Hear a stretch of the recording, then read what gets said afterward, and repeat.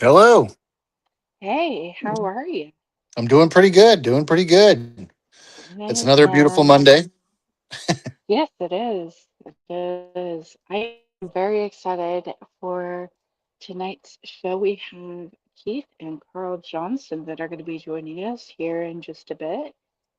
That's right. That's going to be a good one. I'm excited to talk to them and kind of pick their brains about all their crazy adventures. Oh, awesome. So it looks like they're here. Let's go ahead. First off, let's tell them who they are. So That's right. they are demonologists, and we are so excited to be asking questions and getting to know them. Let's go ahead and welcome Keith and Carla. Hey, there they are. Hi there. Hello, Hello. Hello, gentlemen. welcome. Well, Hello. How are you? Good to see you. I'm sorry for being a little late, but it was unavoidable. And there are reasons for it, and I'll explain. Uh, you just have Carl Johnson tonight. Now I Oh, have Keith too. wonderful. Oh, Well, wait, they gave you did we both. have Keith?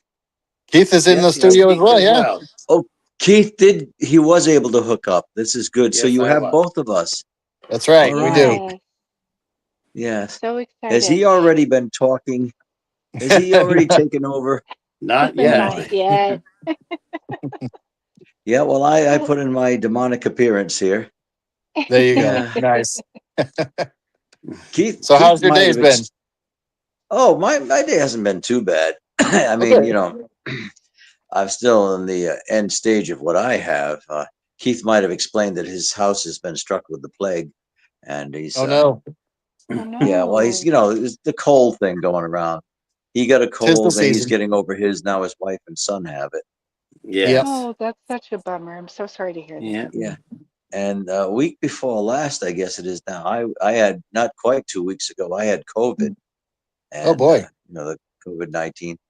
And as happens with that, sometimes I'm like 5 days into it. All of a sudden, I'm cured. No, 6 days. But on the sixth day, I felt I'm over it. I'm better. Hmm. I don't feel it at all. And then on the seventh day, I was like, I went to a meeting at the Johnston Historical Society, and I was peppy and all that. Then come Friday, it's like, no, I'm not over it. No, it kind of Yeah. boomerangs sometimes. Yeah.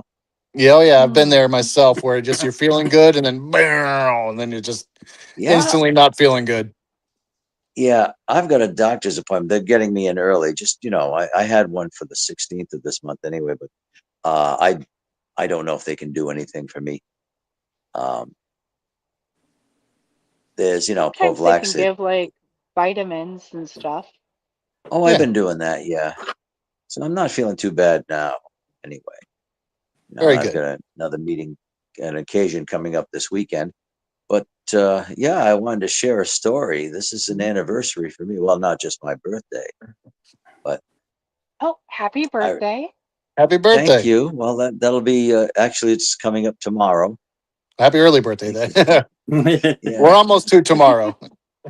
Oh yeah. Well, I'm glad. I really am glad I could join you guys. I just about gave up. I got as far as the studio, and then it wouldn't let me in. But what I should have done is I should have just stayed there and sat and not trying to get in, and then That's all it right. followed through after a while.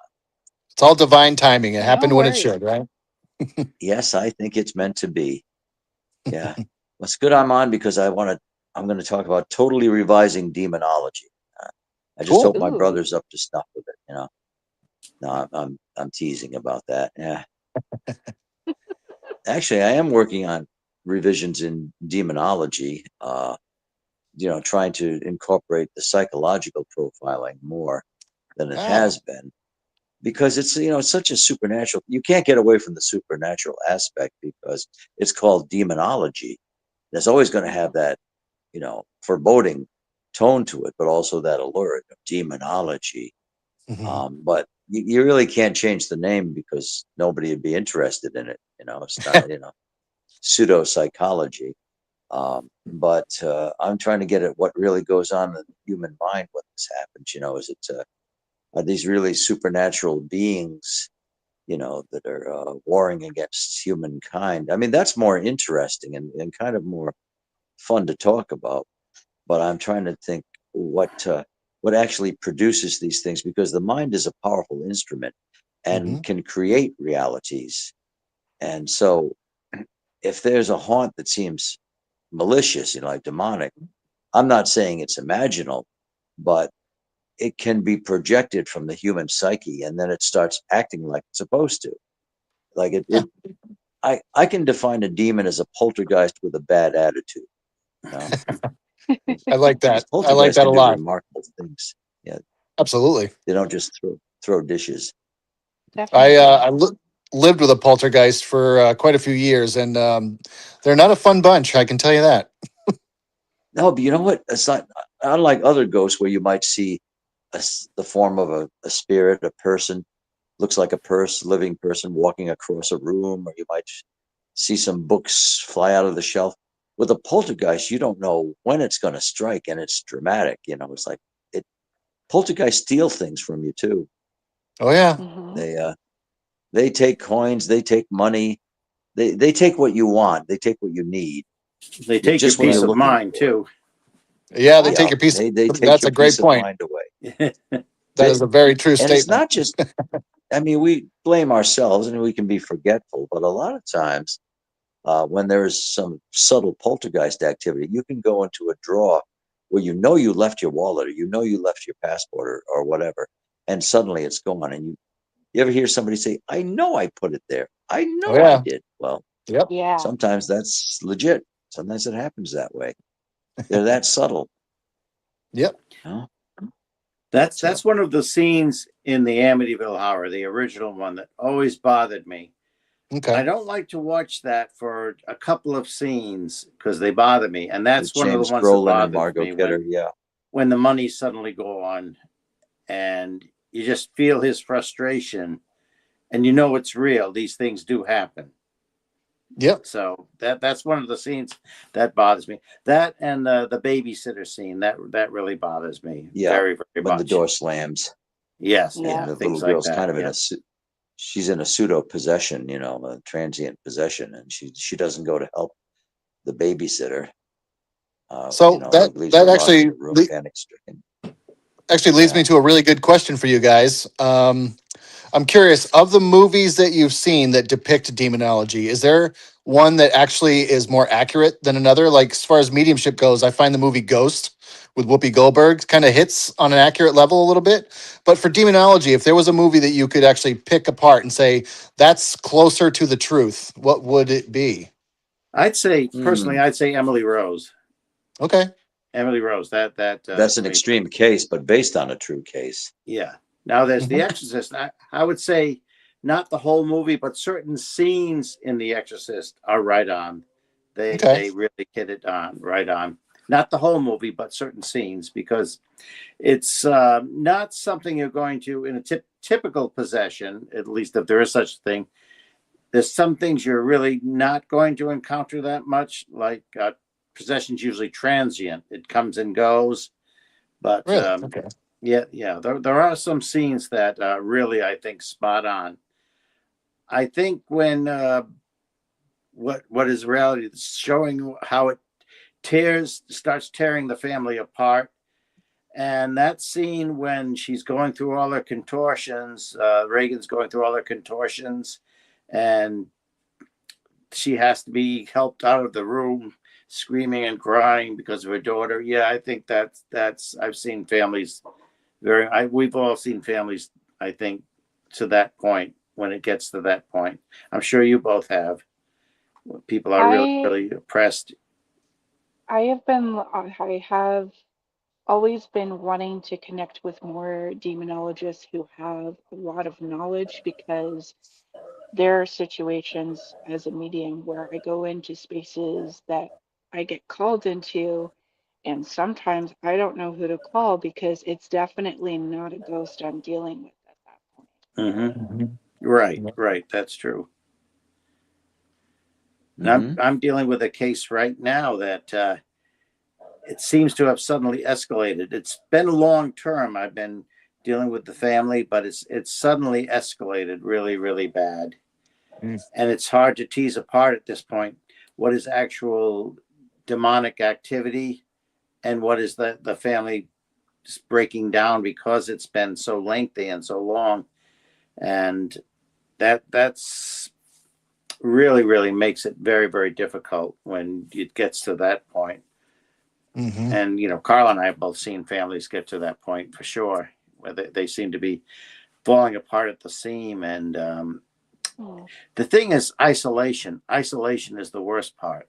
And Yep. that's why I've stayed with this family for so long, dealing with their situation, because if there weren't people who understood, they'd just be totally isolated. And that's what really I think is the crux of the matter. It breaks families apart, it breaks individuals apart because of the extreme isolation. No one believing them doubting themselves, doubting their own sanity. Mm-hmm. And have you both seen situations like that where it gets to Yes, that point with the family? Yes. yeah, I actually had a very extreme case in Arizona, where there was a younger girl that was definitely dealing with, yes, the mental health, but also there was definitely some possession I stuff Mm. going on there. And I ended up having to reach out to other people because I really wanted to help this young lady so badly, but it Mhm. was outside of my expertise. And I always believe in authenticity. The mother had people that, like, shamans, people from different churches, different kinds of people that work in different types of metaphysical fields, like multiple people trying to work on this girl. They had me go into the home while they were not there. And I did see something there. I was like, okay, this is Mhm. outside of my experience. So I did call one friend who knew somebody else that was able to intervene, but apparently the mother just wanted to work with me and not with them. But I'm not a demonologist by any means. Mm-hmm. No, So it's a very, very precarious situation when you're there alone by yourself. I think for anybody, it's very risky in Yep. situations like that. The only I time I've think ever actually. these, Oh, go ahead, Raven. I'm sorry. Well, what I was oh, saying is, I was just, the, I don't want to interrupt, but I Oh have no, no it's okay. choice. But I, that's one of the most fascinating aspects of demonology, and brings it into more of a legitimate science, actually, or discipline. Is Mhm. that you have to try and assess what is, you know, the propensities of the human mind, what's, psychological malady, and what is actually supernatural or borderline supernatural. And sometimes they blur. It's because, Mhm. there isn't much, literature on this particular aspect, how to define what's of the mind and what's of the spirit. And it's very hard to find, to decide where that one ends and the other begins. And what I found is they actually blend together. Mm. I think it is all rooted in the human psyche, and Really? Okay. but that doesn't mean that the supernatural doesn't happen, or the preternatural. There's sometimes that people will act and do things. People who are afflicted, thusly, will act in certain ways that they wouldn't have or couldn't have before, like speaking in a language they hadn't known or studied, Right. or objects in the mood, like you know PK, psychokinetic psychokinesis activity. um, Sometimes does happen, and it's very hard to say what's naturally the temptation is to jump into explaining it with the supernatural, but the mind is a powerful tool, and this doesn't make it any easier for us, because if it's not clinical, you don't really know what to do, uh, except try to arm yourself spiritually. Right. And I was going to say about production that, besides movies, there's there's a documentary called the Exorcist Prayer by filmmaker Ryan Cavallini, and Hmm. with a V. And it can be hard to find, but an internet search could turn it up. And it's the Exorcist Prayer, and that has a lot of documentation about um, what happens in these. When somebody comes into the unexpected, and they're dealing with, suddenly they're confronted with a demonic entity, and really don't know how to address it or what to do about it. And it has Mm-hmm. people who have gone through that and have had to find their own answers. So that is The Exorcist Prayer by Okay. Ryan Avellini. All So right. I'd recommend it if you can get a hold of it. Yeah, I'll definitely check that out for sure. I'll Yeah, it was hunt put out, for it for sure. produced 10 years ago. 10 years ago. Uh, Okay. Yeah, just Christopher, you about were 9 saying, years ago, almost 10 yeah, years ago. I'm just curious. You were saying that you were in an intense situation like that. Was that involving a family? Well, Yes, it so was. Oh, oh sorry. no, Go ahead. no. So the situation that I ran into was it was affecting a family moving into a new home. Uh-huh. Um, and when I had gone there, me and another friend of mine investigated the home when the family was outside of it. We had talked about, and this is the closest that I think I've ever experienced to a demon or something that was extraordinarily negative, but it sent chills up and down my spine. And it's something I will never forget as long as I live. But we were in this home, we were trying to figure out what was going on, just feeling the energy as mediums do. And we were both like, okay, well, what we're going to do is we're going to cleanse this home. We're going to try to get rid of any negative energy. And as soon as we said that, a literal voice from down the hall, and it was just us in the house, said, "Don't do that." And Oh, I just, Wow. and I'm telling you guys, like, I've got goosebumps on my arms right now. And it wasn't even, it wasn't a dark voice. It wasn't even what you would call demonic. It sounded like a little girl. Don't do that. It's literally what we heard. oh, And goodness. that was the closest thing that I could ever feel to something that was extraordinarily negative. So I guess that leads me to a question for you both is, do you ever find that they can, a true demonic entity, could they mask themselves as something that would appear less harmful than what they really are? Yeah, I would say most Oh yeah, definitely. it's happened. It's Carl, been you agree? documented. Yeah, Mhm.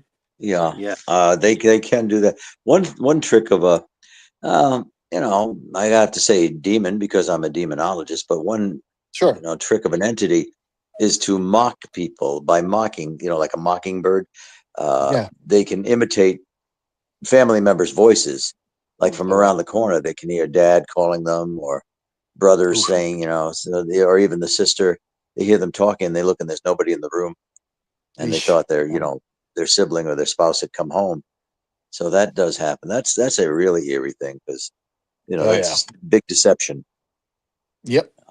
and It's very terrifying unnerving when you find out it wasn't your relative speaking to you. for sure. Yeah, but So that does happen. what brought you both? Oh,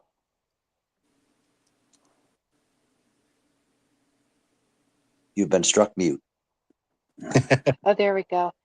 There it I is. was going to ask, what brought you both into demonology? Because I Mm. would love to hear about the roots of where this all began for both of you. That's a good one. Well, as far as ghost hunting and paranormal exploration goes, I think it was the most interesting, the most fascinating aspect of that,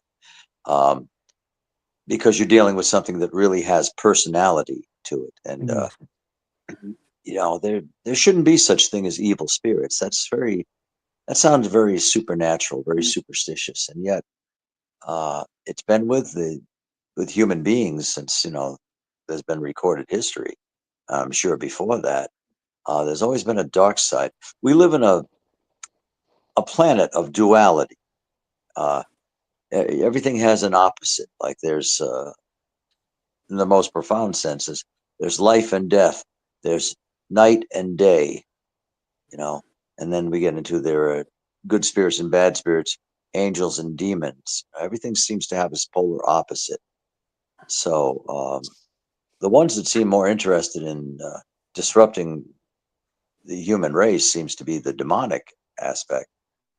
Uh, they show up more than the angels do for some reason, and it found me. Demonology actually found me. As my brother knows because he was with me at this. The Our first residential paranormal investigation actually turned out to be a house in Harrisville that 40 years later would start to be called the Conjuring House by dint of the Oh yeah. movie.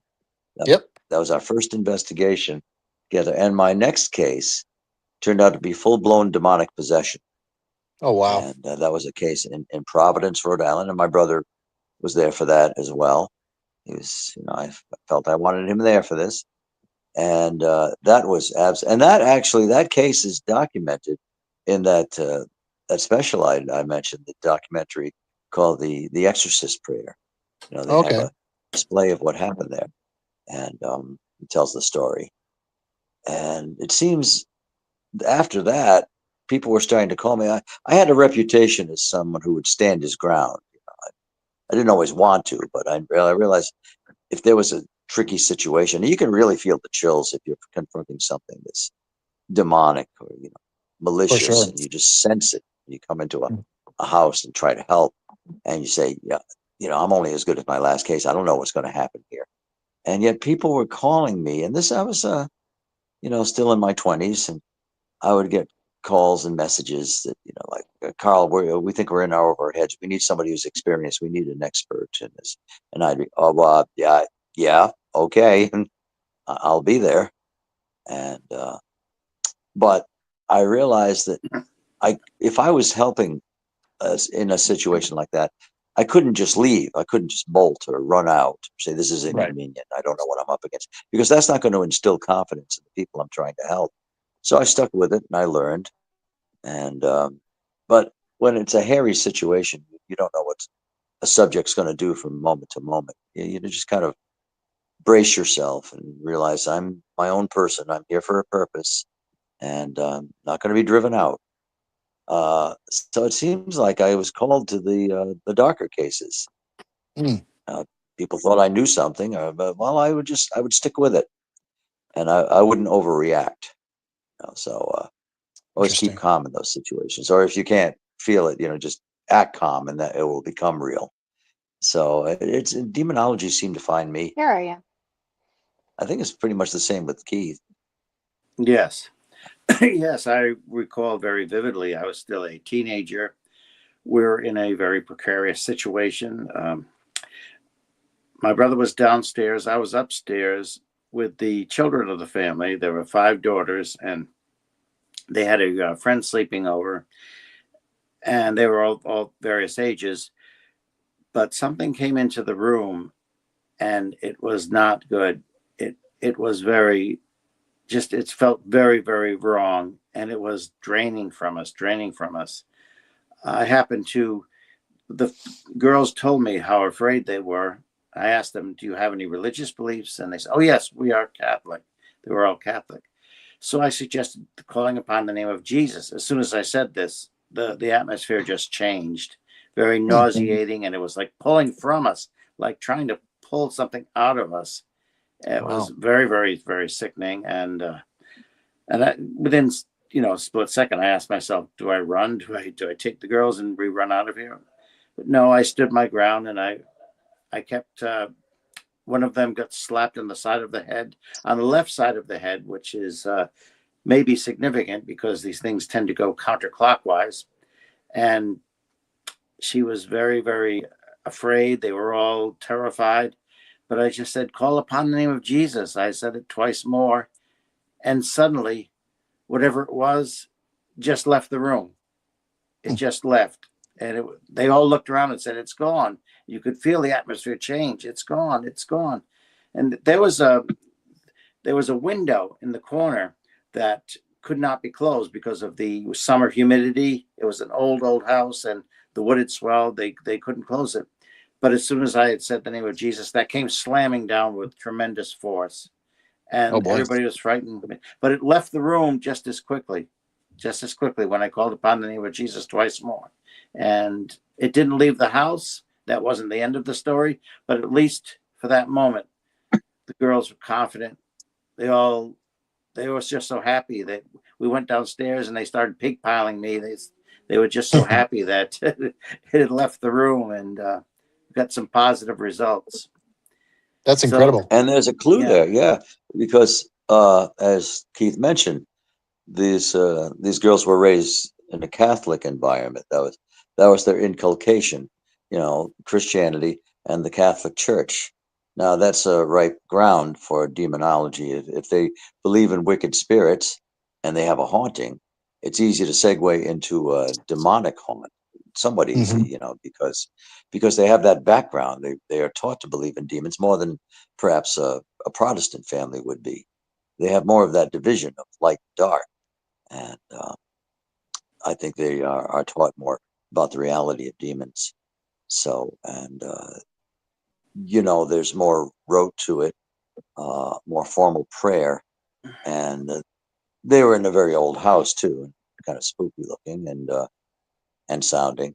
So I think that was, you know, I think that was fertile ground for a demonic haunting with 5 daughters too, you know, Oh various yeah. ages. Yep.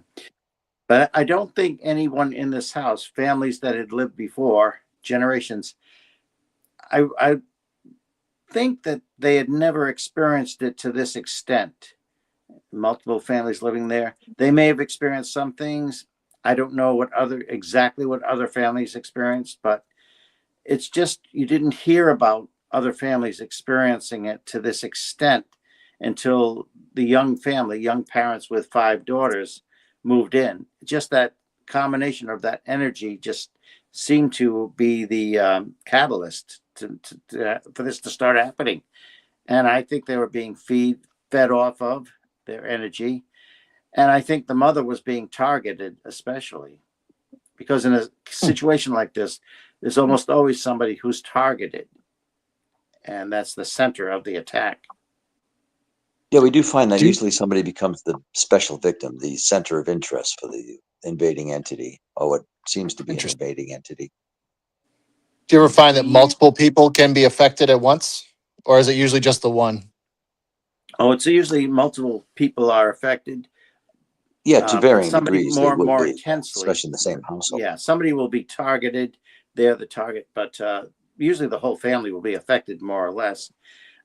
Sometimes the father of the household will tend to scoff and be the skeptic, and Mhm. sometimes he'll be left alone for quite some time, and he's the skeptic. And sometimes these spirits count on the father or the male figure of the family to be the skeptic and just say, you're not experiencing anything, it's all your imagination. I've seen that Uh, happen multiple times with families.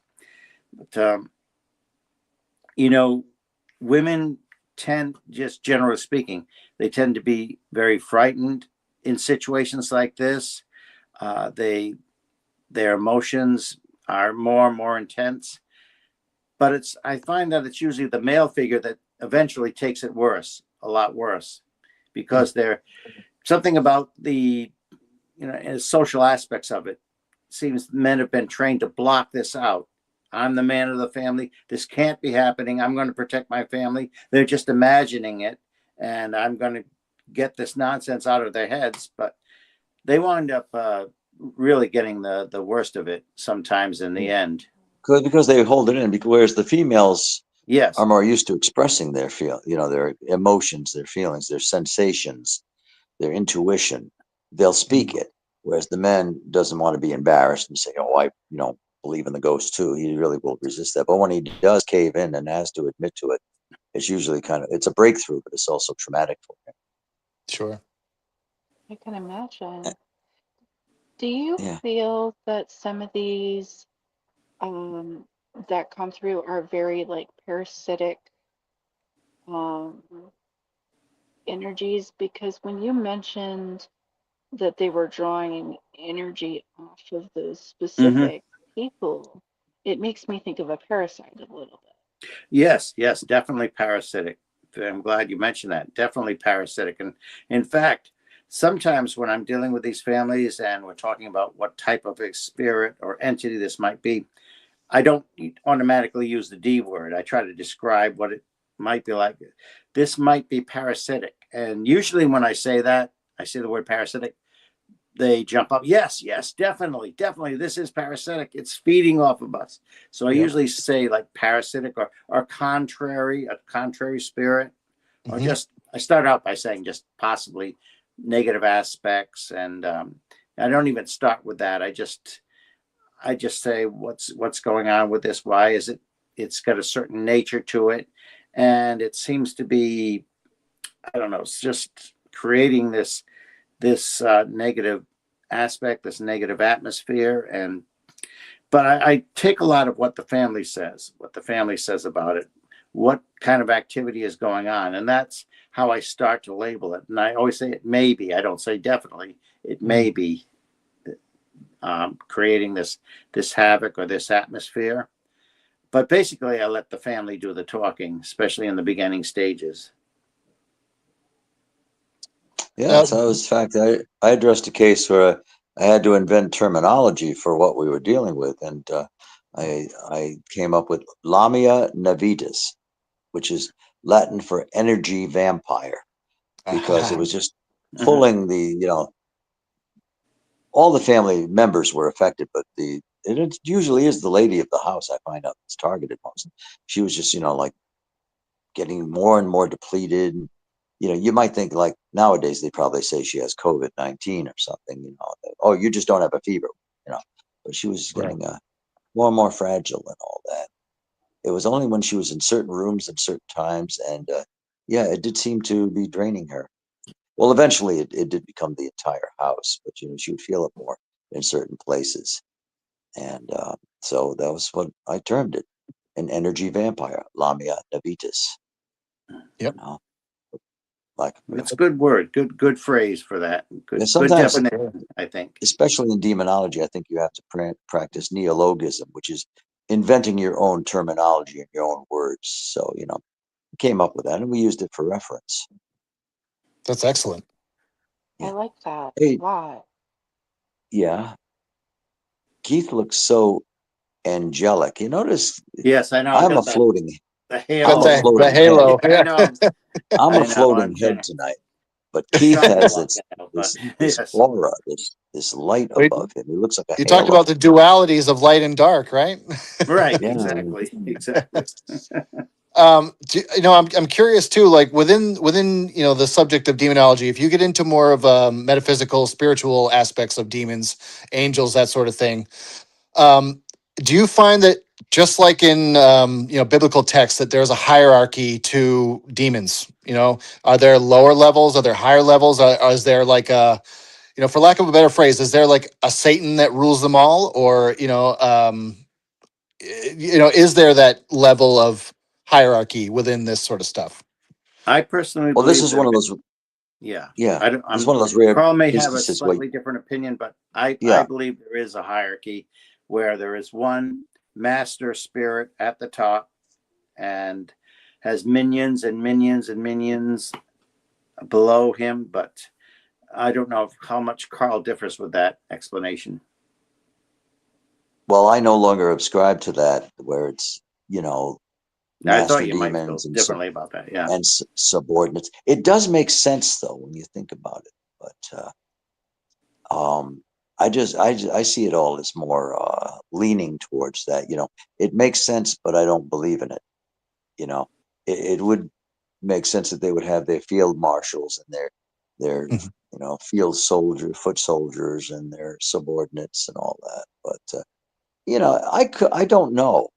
I really don't know. I mean, I'm always willing to say I could be totally wrong, and maybe it is just that, like that. Maybe the angels have their hierarchies and the demons, the demonic realm does. I just don't. I don't buy into it. I used to. My early training as a paranormal investigator, and then as a demonologist. But Keith takes a more literal approach to it, I believe. And hey, I always have that in my mind. And girl, what if these are more? Can you guys see the comments at all? Yes. Yeah, sure. Yep. I can't read it. Somebody will have to read it for me without my glasses. Right. Well, I'll read it. I don't think everybody can see them, or either I'm having a glitch. Oh, Would you want to read them out to everybody? Yes. Would that be okay? Kristen Marita says, I don't know much about demonology, but I always hear about locations in New England or the Northeast. Is there something stronger in our neck of the woods? And sorry for my being naive with the topic. No, nobody knows everything. Nobody has all the answers. I know Lorraine Warren used to say New England is specifically affected by these kind of entities. We have a long history with, the oldest part of our country, our settlement there in New England And of course, there were the indigenous people who lived here many, many eons before us. But things changed when European settlement came in. It changed very radically, very suddenly. And I think that has a lot to do with it. I really think it does. Things were disrupted and civilization was changed around. And the indigenous people all throughout the country, and especially what we call New England now, they were very, very advanced as far as their society goes. They had their set of laws that were based on dignity and basic human rights. And even the different tribes, they would meet together and discuss, and usually not warring with each other. They would discuss things first and everything. And I think what's the European, some people say invasion, but European settlements came in, that changed a lot of things, and with their spiritual beliefs as well. And I see, are mirrors used, Christopher says, are mirrors used by demons in your experiences? Good question. Yeah. I think to a certain extent they are. Now, that doesn't mean we have to go covering all the mirrors and everything like that, but I think sometimes I believe they are, that mirrors are used, the reflections. And what's your opinion about that, Carl?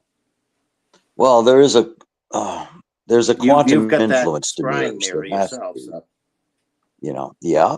And mirrors they so much, reflect our reality that I think certain spirits will make use of that. And it melds with the human mind and becomes a quantum manifestation, if you know what I'm saying. I can best illustrate it by example. When I was in a certain haunted house, it had a reputation for haunting. And I had been in that house before, and I saw there's that mirror. The mirror's still here. And, a very old mirror, I don't know, decades. So I I hadn't looked at my reflection in that mirror for I think it was 18 years. And it had been a while before that I first looked in that mirror. And so I went up and looked in the mirror. I haven't seen my reflection in this for a while. And when I looked at my reflection, I appeared as I did when I was 18 years of age. And that was when I first looked into that mirror. It was freaky. And I was, I like to think of myself as an empirist, a realist. And I said, I am seeing myself when I was 18. And I was wearing my modern polo shirt. And this was in year 2019. It was June 2019. And my reflection was moving with me, but I had shoulder length hair and I just looked younger. And I said, I experimented with it later, like at other occasions when I was there with the same lighting. It was sunny outside, but I said, no, I'm really seeing myself younger. I called for other people in the room, but I didn't keep it up because I said, I know as soon as they get here, it's going to stop. So I'm just going to enjoy this and memorize it and realize that this was happening, that I didn't imagine it. And it wasn't a trick of the lighting. I just looked younger. And I've never experienced anything like that before or since. So I just memorized it. I will never doubt that this happened. I know it did. And I looked as I did when I first looked into that mirror. That's wild. It did something. There's a quantum, there's a principle called quantum entanglement, where multiple particles will vibrate at the same frequency and react the same way. And when I particles, I mean atomic particles.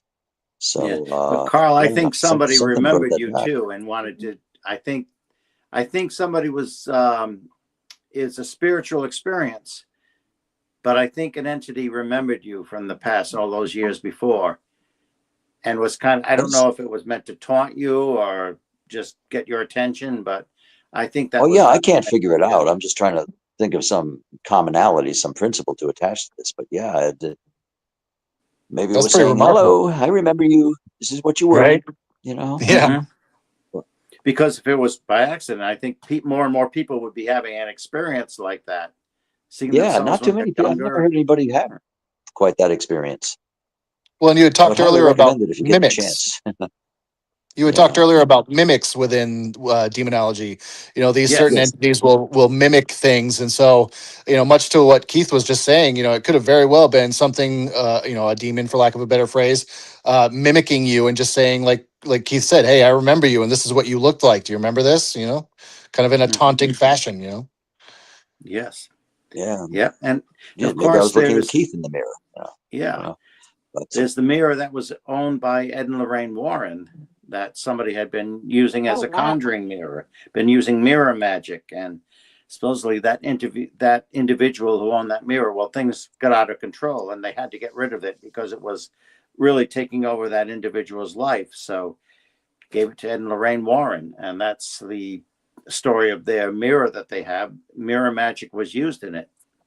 Oh, A wow. magic mirror on the wall, and the old rhyme. And yeah, that's what happened with that mirror. And who knows if entities are still, I would say trapped, but still dwelling within that mirror, or at least familiar with that mirror, using it as a familiar. Hmm. mm. Oh, mirrors were used in scrying and in conjurations going back to Dr. John Dee, who was in the court of Queen Elizabeth I of England, and he was the court astrologer. And he would experiment, he and his associate Edward Kelly would experiment with invoking angels, angelic power, and they created a psychomantium, which is like a chamber for invocation, a special place set aside for that. And they would employ crystals and mirrors, to do their conjurations. So I think they were kind of innovative in that, you know, For sure. I've bringing seen things a in. couple, I've seen a couple of spaces in different countries that I've been to, where they have, the mirrors and they do that exact uh, conjuration to be able to speak to them. So that makes perfect sense to me. Hmm. Yes, I read up on that when I was first learning about magic and magical procedure and what had happened centuries before. And I always thought that was pretty cool. Set up mirrors and slant them certain ways and look in it. And then there's the ritual that young girls would used to do. Light a candle and say a Mm. certain chant, and then you would see your future spouse, your future husband, in back of them, off to the side, if it worked. It Sure. probably did sometimes. But I'm always fascinated with like mirror magic, Mm-hmm. what Absolutely. people have tried to achieve with Yeah. There's a those. lot to be said about mirror magic. I live in Salem, Massachusetts, where, Just um, thinking about Salem as what we were talking about yeah, reminded me. Yes. And what experiences yeah, did you have there? Probably quite a few, correct? In Salem, Massachusetts, when you lived there? Sorry, could you repeat that, please? I was just wondering what kind of experiences you had when you were at Salem. Probably quite a few, right? Well, I live here in Salem, and Okay. I work with a lot of different people that follow different paths and traditions Yeah. and walks of life. And I have heard of different While you're things speaking, I'm going to get my charger that cord. Yes, do that, Carl. Yes. that are interesting. So it's fascinating to see how different traditions view different things and Mm-hmm. how different walks will pull through a mirror to be able to connect with certain things Yes. in their explanations. So, yeah. Hmm. Mm-hmm. That's cool.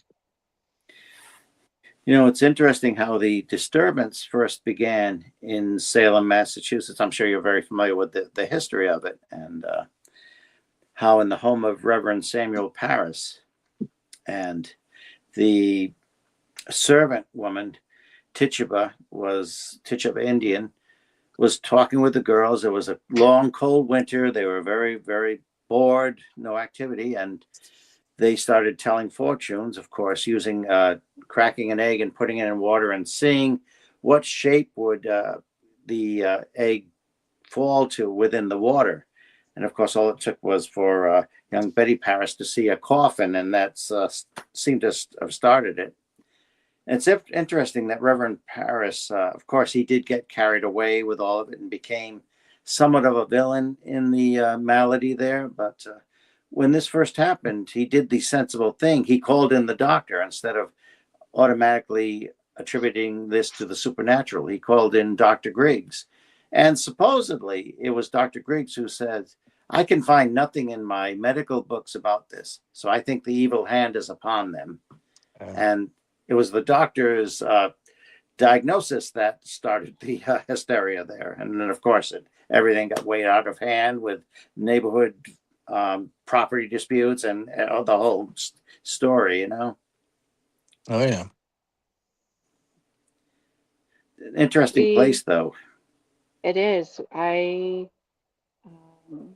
have definitely had some pretty incredible experiences here. I'm originally from California, and I moved out here about a year ago. And I have learned much more by actually living here than I realized I would even begin to learn about the history and everything else too. Yes. That's cool. Keith, I'm curious about something. You know, obviously, as mediums, we hear this a lot from people who are extraordinarily religious. Yes. But some people say that we're not actually connecting to loved ones in spirit; we're connecting to demons. Now, what's your thoughts on that? Well, personally, I think a lot of times it is connecting to demons, and of course, I think a lot of times we are answering our own question. And you may agree with this, that a lot of times when people are scrying or using divination, using a communication board or using tarot or whatever, that you're answering your own question. That's just the vehicle. That subconsciously you're arriving at an answer, and that's just a tool that sometimes helps you, of course.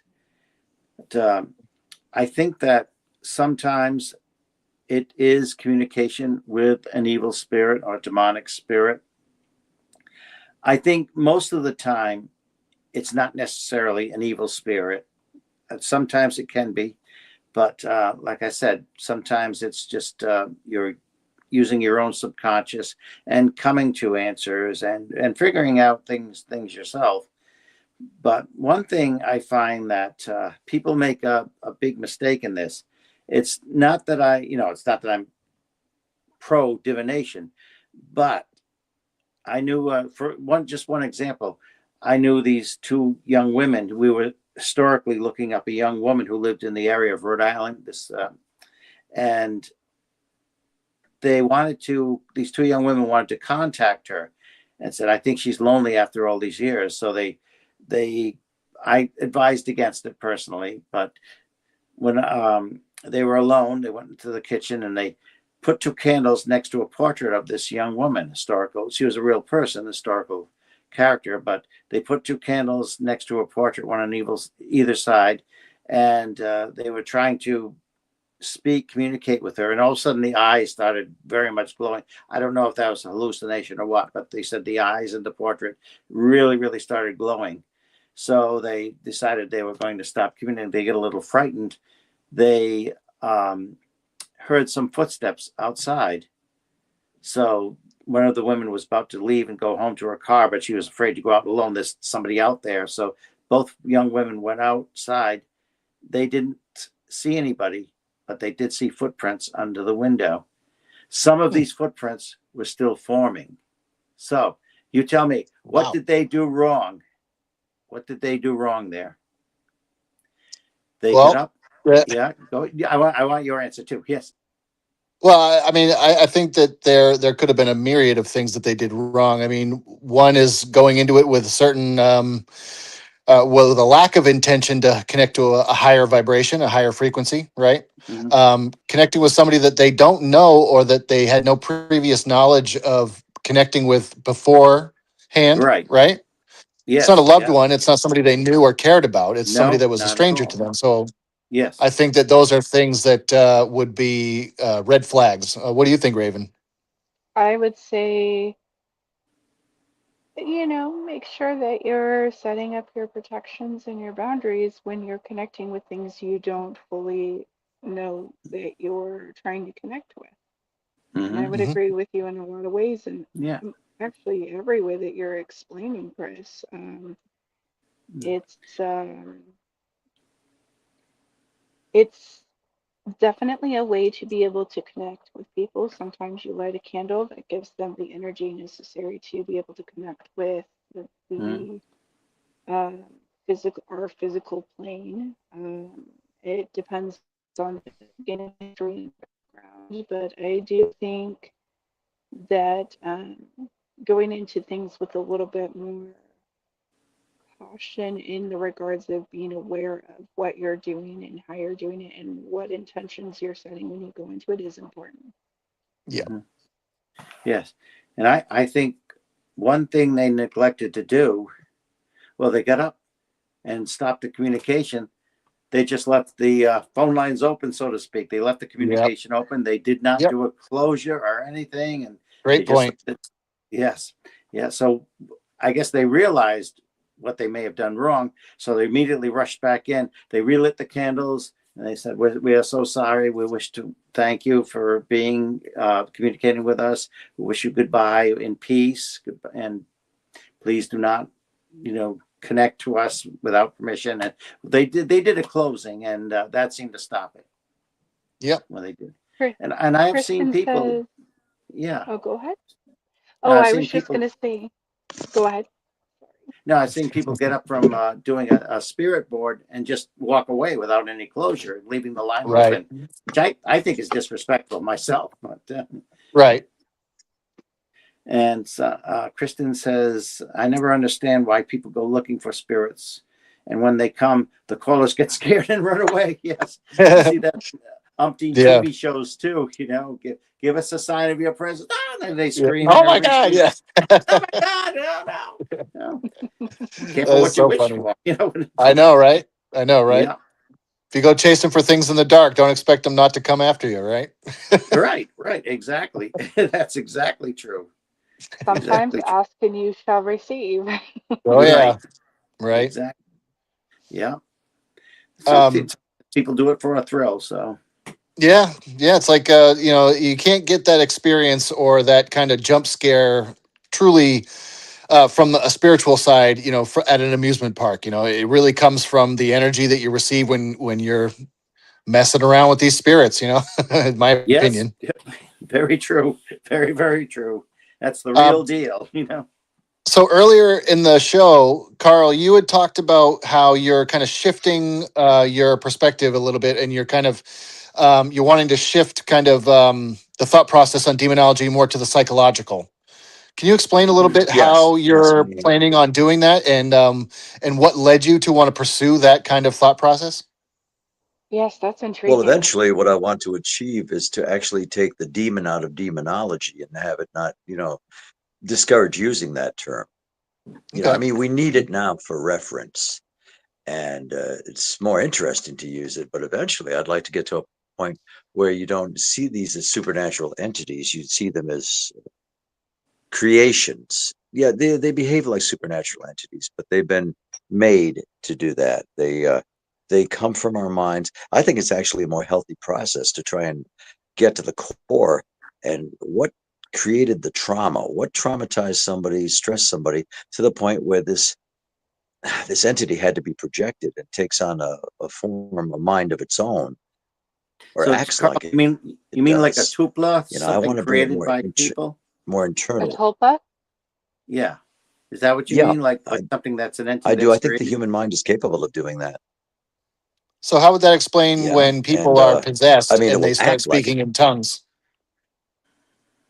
Oh, sorry. No, yeah. Um, Um, Good question. Yeah. Why no, do you I've say? never. I would like to analyze, not so much debate with somebody, but analyze. Show me a case where it absolutely could not be something that was a product of the human mind. right. And Yep. I think when you pare it down to the essentials, I think it always is, insular. It's always is the human source. And and I think Keith will concur with this. I've never approached a demonic case I have to call it that. I never approached a demonic case that didn't have some kind of some seriously unresolved conflict or trauma where the person's life divided at some time, their course divided, and it stayed with them. and eventually became a division in the person's psychology and their psyche, if you will, that is projected as a demon because that makes it easier to isolate and understand. And if it's something projected, it's okay. It's the problem isn't with me. It's something outside attacking me. It's just I come to that conclusion because there's always some kind of trauma in the person's history that brought this about, some kind of division, some kind of strife. And I just don't think that somebody, I don't think like a normal couple, let's say, or family can move into a house and have it, then there's a demonic haunt there. You might feel that there's some kind of negativity in the house, and that will have something to do with the structure of the house and maybe the history. Something's been implanted there. But as far as outright demonic attack, I don't think they can attack a healthy mind. I mean, we all have some kind of trauma. We all have some kind of division in our minds, but that's what the so-called demon preys on. So I don't know where exactly it's going, but I'd like to get it to the point where you no longer refer to these anomalies, if you will, as demons. There's something that they take the form of demons, but I think they can be explained better.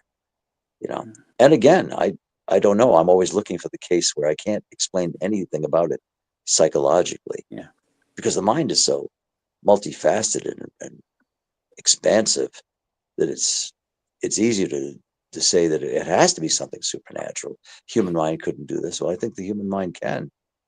Now that's where I'm aiming for. That's my new demonology. Fascinating. And but the thing that makes it like kind of creepy and not just a psychological experiment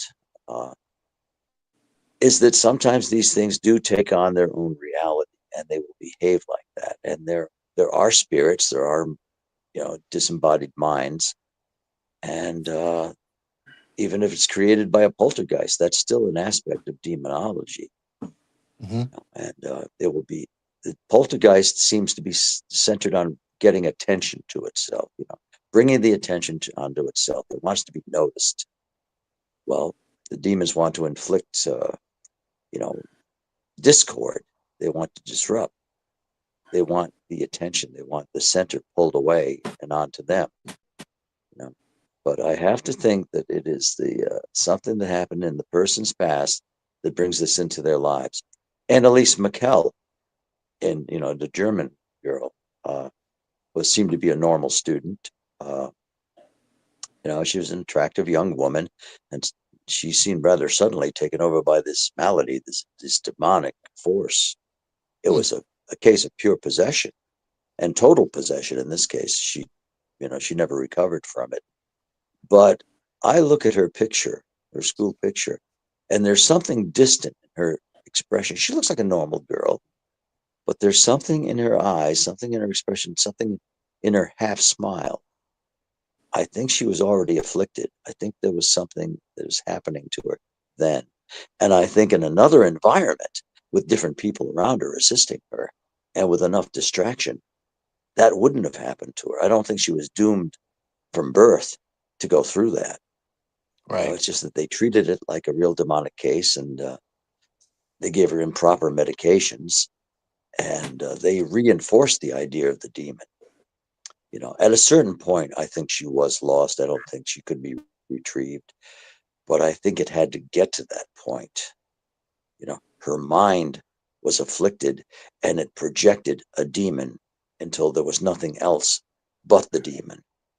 But it was all a terrible storm in her mind, a psychological conflict, and in a different environment and with different help, I think she could have been saved. That is my opinion. It's my theory.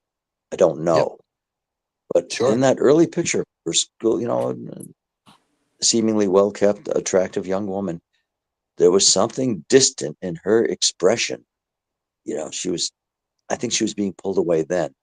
I don't know her whole history, but she had a mental affliction, and I think it was something was exacerbating it. I think if they'd gotten her out of there, gotten her away from where she was living, away from that environment, away from the pastors that were trying to help her in their own ways. You mean like in an institutionalized setting, Carl? Is that what you mean? I think that could have made it worse. I mean, an open institutionalized setting. I mean, not where, where she was confined. At a certain point, she would have needed to be. She needed the right people. She needed distraction. She needed the right kinds of friends.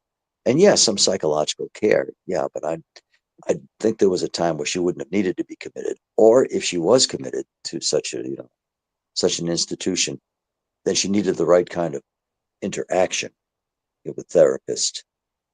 And not looking at her as an oddity, somebody needed to personally interact with her, not like, you have a demon and you got to get it out. Sometimes that does work, because it isolates the problem. Some people ask if Annalise was, if she was killed by the demons. Well, her cause of death was listed as exhaustion and malnutrition.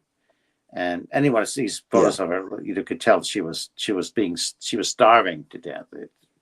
Severe malnutrition. Some people ask why, since they did all these exorcisms, why weren't the demons driven out? Well, supposedly, this is what I've heard, the demons were driven out, but there were some master devils that absolutely refused to give up their, she was like a soul victim. They refused to give up their hold on her, and they were extremely, extremely powerful, and she just didn't make it. It went on for so long, but supposedly she was always true to herself, true to her God, true to her convictions. So, I mean, it's a mystery we'll never totally know. We'll never totally know all the answers. Not in this life, I don't think. But she had a propensity for delusion, and she would see demons in people's faces. I think if she was not brought up religiously, I think she would have had a better time of it. I think she would have been all right. That's an idea. If she wasn't, like brought up in a Catholic environment, and not to, say it was just Catholic, but if she hadn't had this religion, bringing up, and something must have happened to her when she was an adolescent or even before, but she became obsessed with religion in her way, and maybe it would have been better if she'd become a nun, but that's a hard thing to get over. Once somebody embraces a belief in the demonic realm, it can be impossible to ignore. I'd like to know when she really became afflicted. I think if she was brought up in a house that didn't have a religious faith, it would have been, she wasn't exposed to that. That became a catalyst. She started seeing evil, demons in people. That's a very fascinating point that leads me more towards the psychological, like you talked about. Yeah. Yes. And it's so much to talk about. You can debate it, you can analyze it, and we really won't know what went on in her head. But that's just from my own, and of course I didn't know her personally, but that's from my own observation, having studied the case. Sure. I just don't know when she became disassociated. But in that school picture, I see disassociation.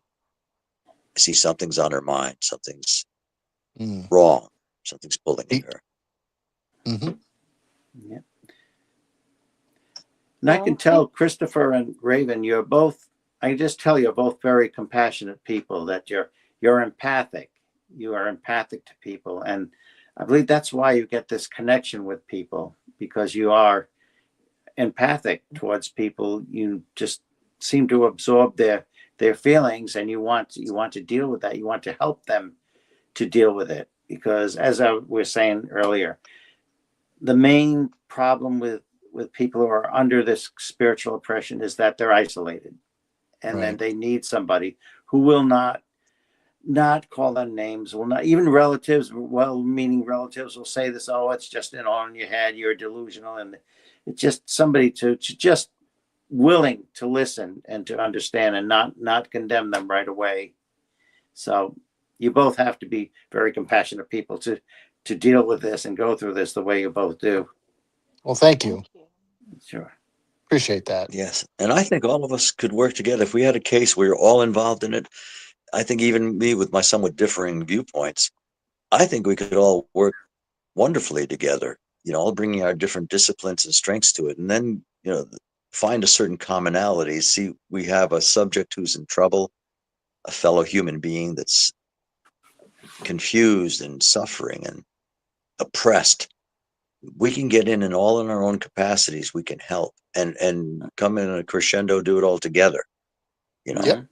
perform a deliverance all together, I think that's part regardless of, of how we may differ in theory. yeah, I think that's kind of part of what having connections with other people within, different ways of doing things and different like learnings and understandings can do, especially if you don't necessarily always do the same exact things or work the same way, you can kind of learn how to help somebody through those various forms for sure. Yes. Absolutely. I think everybody coming in with their own modalities and their own thought processes, but having an open mind to each other's modalities and thought processes really could form a great support system for the person who is in need and who is in need of the help that we're, hopefully providing. Yes. Yes. Yeah. Yes, indeed. As long as we all agree that we've got that common goal. Exactly. Yep. Exactly. And you're looking Before we at sign all, off, I did want to ahead. mention an anniversary. Um, Oh, it was the morning of my birthday. It was 1980, and I'll set it up. This was in my parents' house, and my mother had, like, an arboreum. The dining room had many household plants. She had household plants in every room, but especially in the dining room. That's where she kept the plants and the flowering plants, the vine plants. And I was up early, and I was watching the news, like, the 6 a.m. news, and John Lennon's picture was there, and they were talking about John Lennon. And then I realized they were talking about John Lennon, the former Beatle, the musician, cultural icon and influence. They were talking about John Lennon in the past tense. I said, oh no, oh my God. And it turned out that Mark David Chapman had shot and killed John Lennon hours before. And, like 10 hours before, 11 hours before. So this was news. This was new stuff. And he had just died, and, those hours before. And because he was there for a lot of my life, John Lennon was, he was just a part of the times too. And it was to hear that he had died, it was more than I could collate or grasp or reconcile myself to it. And so instantly I was in shock and mourning. And so I watched the news, and I heard whatever I could. And I got up to go into the next room. When I went into the dining room with the big picture window, all the plants in that room were wilted. And this was the morning of my birthday. All those plants were wilted, all of them, as if they hadn't been watered. And there were no changes in the conditions of the temperature or the lighting of the room. All the plants were hanging down. Wow. And slowly they, within the next hour, they all came back. An hour later, they were all right. But what did that? Was it my shock, my feelings? I think they were so potent and extreme. I mean, I was crying quietly, but I think because of that, what I was going through, trying to reconcile myself to John Lennon's and the way he's going so suddenly, needlessly, I think it affected the plants. Plants are empathic. Absolutely. That's been yeah. proven in a laboratory Yes. environment. Laboratory conditions. Yes.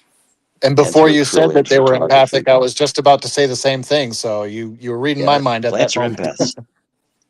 But it wasn't one or two of them. It was like a dozen, more than that. All these plants were hanging over and wilted because of the extreme internalized emotion that I was expressing. I couldn't at that point, nobody else was around.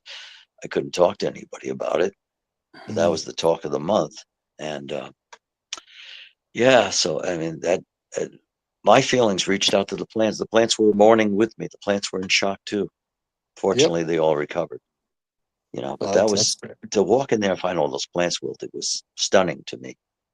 Absolutely. Yeah, a tribute in a sense to the extent of my emotions with that, because it was so needless. I mean, if Mr. Leonard had just, died in an accident or whatever, that would have still been tragic. But to have it happen for so needlessly, that was what got to me. It is I couldn't very feel tragic. anger. I could feel nothing but grief and shock. And plants followed through. Yep. And then they all recovered.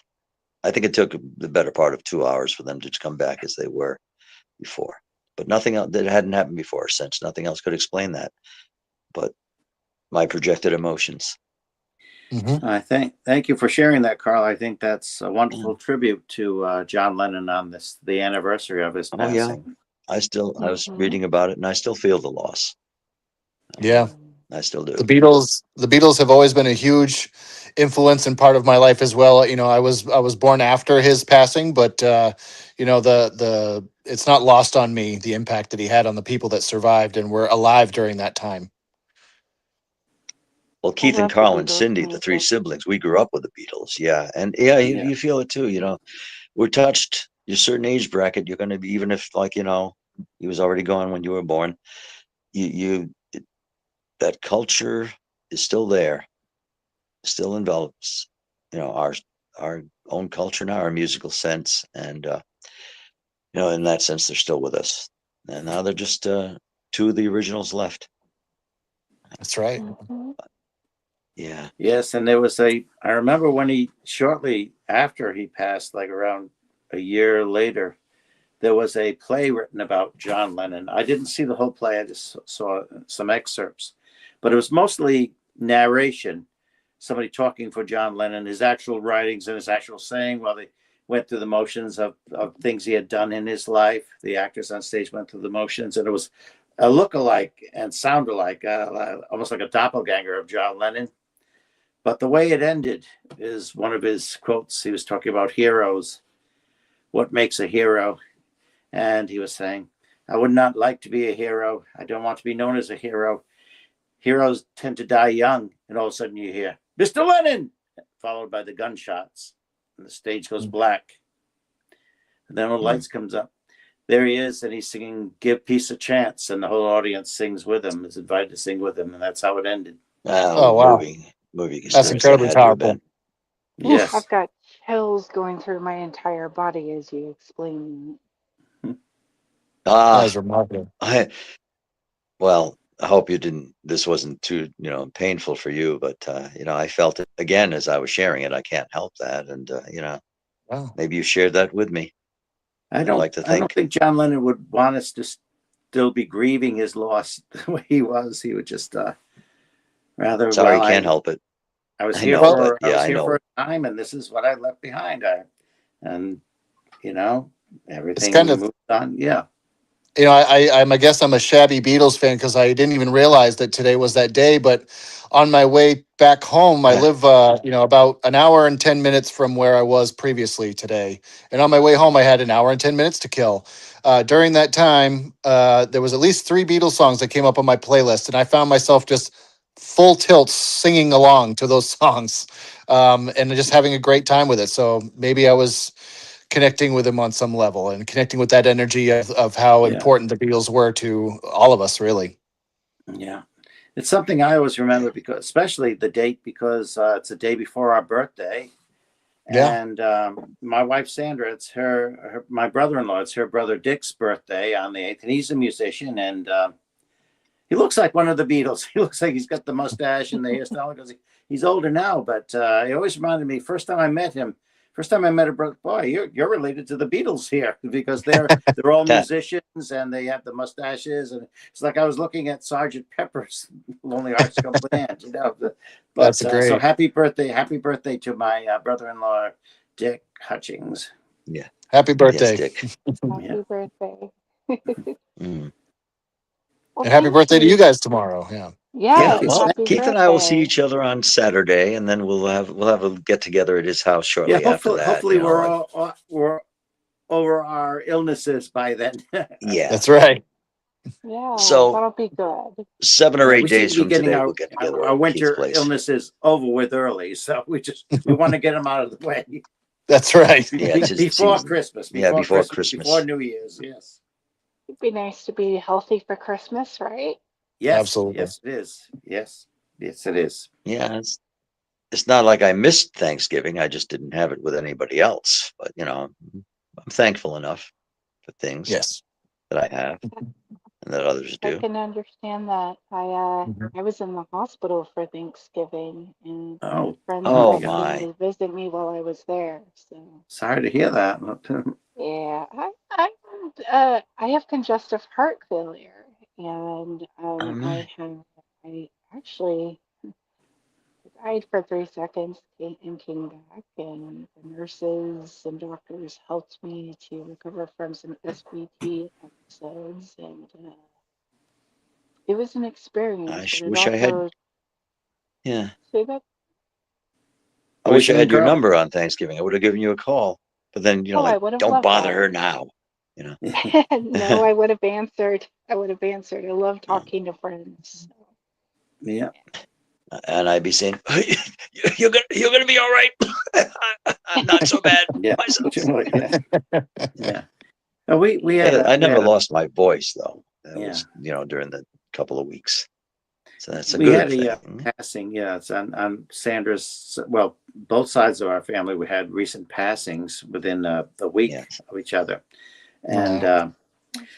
but on Sandra's side of the family, we had a family member. She passed on Thanksgiving night, but Oh, wow.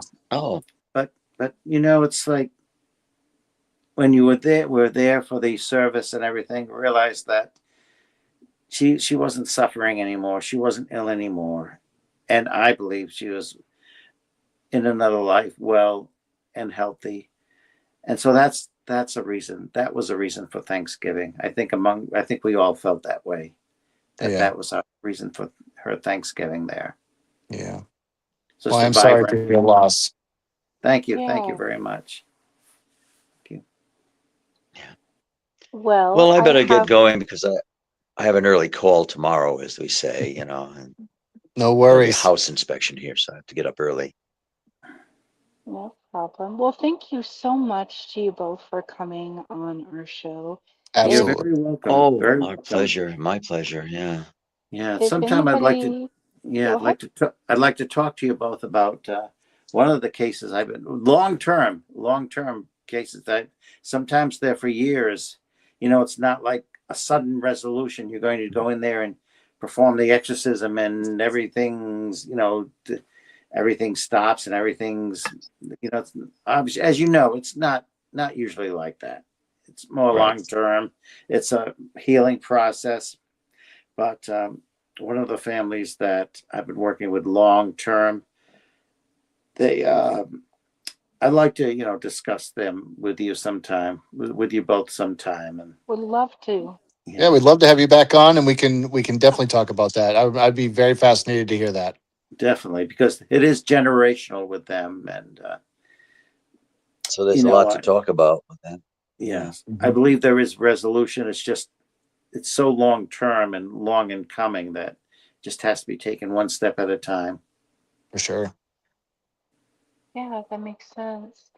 If if any of our viewers would like to reach out to the both of you, they'd like to share some stories or they'd like to ask questions, how can they do that? Well, my way of contact is Ghosts R N.E.A.R.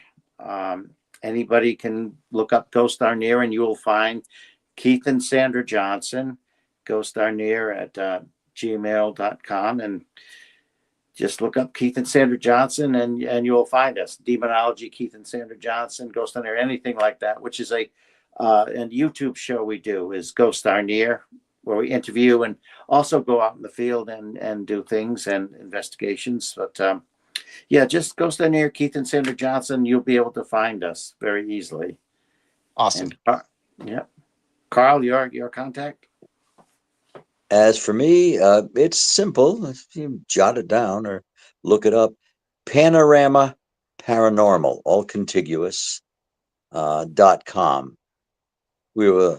My research partner and I were lucky enough to get that name. Nobody had claimed the domain, so just panoramaparanormal.com, like a panoramic picture, panoramaparanormal.com, and you'll find it. And of course, Perfect. I'm on FB too. Can't get away from Facebook for long. Yeah. No. My means of Yeah, I'm contact with probably Carl the is only. usually, hey, Carl, pick up the phone. Will you answer your Yeah. email? Will Yeah, you? Yeah. Where are you? 5 yeah. hours, you know. That's what it was tonight. Yeah, Gwen persevered, and here I am. Yeah. You guys made it, which But was great. And it has been an absolute pleasure talking to you both. You are a wealth of Thank you. knowledge, and I am truly fascinated by the tales you shared with us. So thank you very much. Thank you for having yeah. us. Thank you so much. All right, Have us Gwen, back are soon you because we got around? more to say.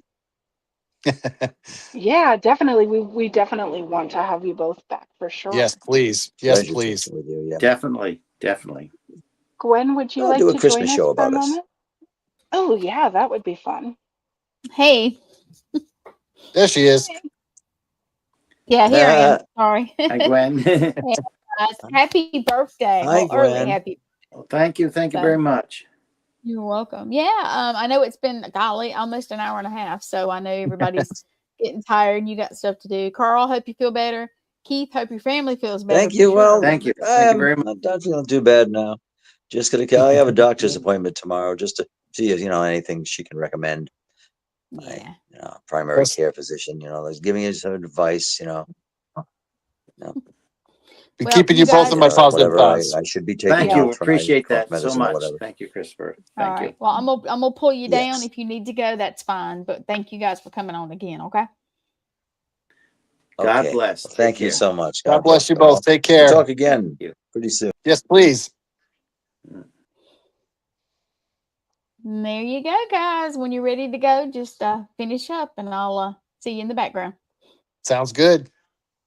All righty. Well, that was fascinating, and I really enjoyed Yes. hearing from their both and hearing some of their processes and experiences. And I have a million more questions, but because we didn't have time.